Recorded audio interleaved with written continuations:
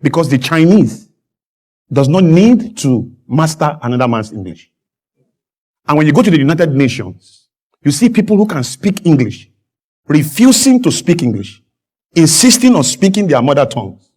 And the United Nations will use our own money to pay for interpreters and all of that will help everybody to understand what they are saying. The Chinese will say, tun, tun, tun. I don't agree. You can't say, no, you must speak English. Because globally, there is no language that is a standard or a determinant of progress. So that is critical. Now, here, English language is fantastic. There's nothing wrong with it. And I'm not saying we should take it away. I am saying that it is overrated. English language should not be a determinant of progress in our own country. It is not our fault.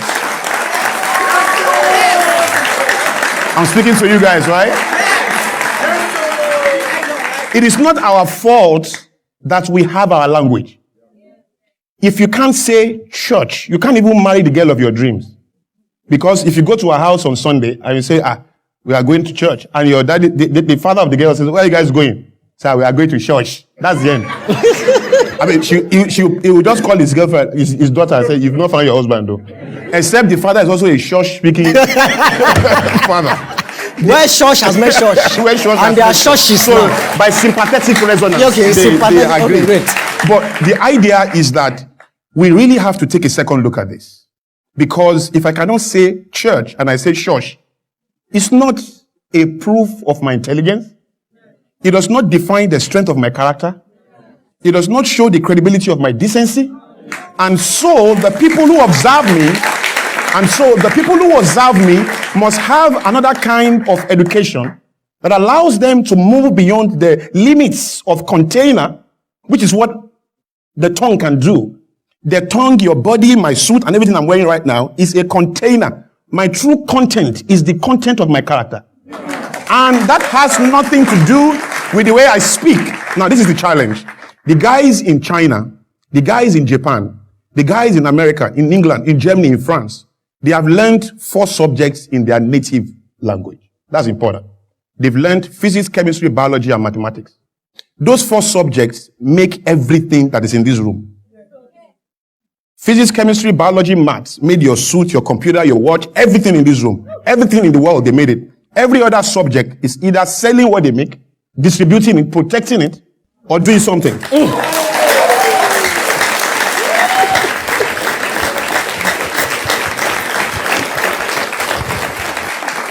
Now, the idea is that because they learned those subjects in their native languages, I believe it aided comprehension.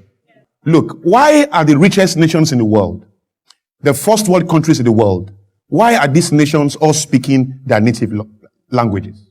It's just food for thought. Why is it that lingua franca only exists in third world nations and nations that have been colonized? Is it not looking more and more like an agenda to keep us small? Because every time you ignore the gift of nature, you embrace another inferior fabric that in itself is artificial and cannot define your originality, your authenticity, and your strength. So,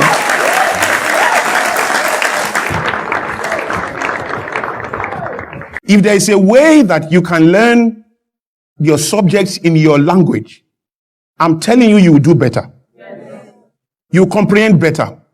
Now you then ask me, so how do we communicate nationally? How do we talk to the guys in Kano and the guys in the East and the guys everywhere? Exactly, because you are preempting my question. Because here I am looking at you like, I was about to say that 2 things.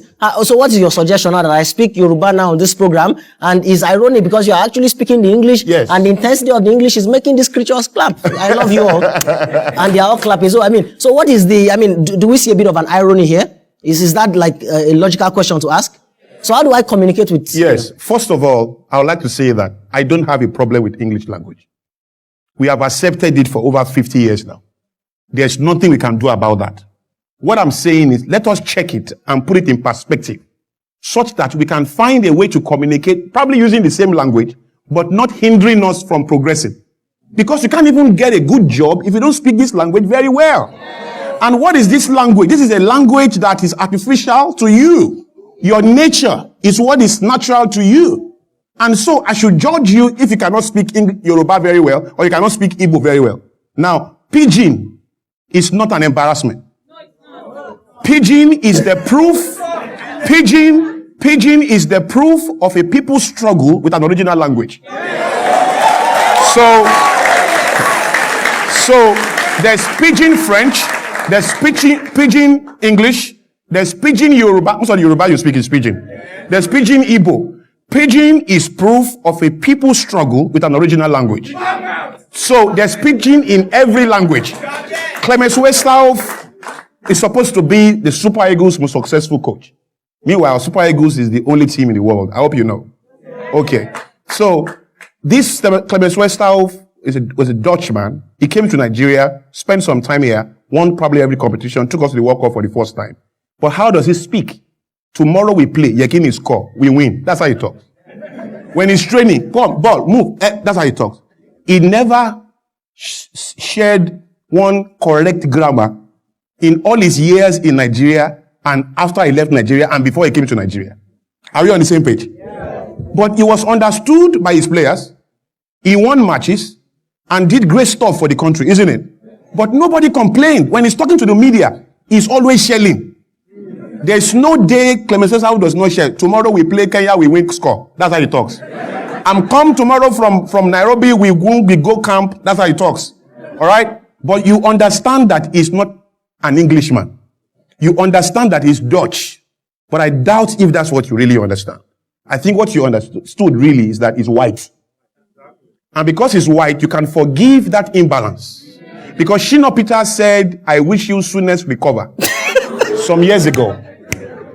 It took him time to recover from that error. A long time. The media finished him. Everywhere. If I get here and I say, thank you for bringing me here, that can be the end of the show. You guys can just say, who is this blast from the past? Who brought this guy here? You know. And that has nothing to do with the strength of my character. And even a lady will judge me. Even a lady will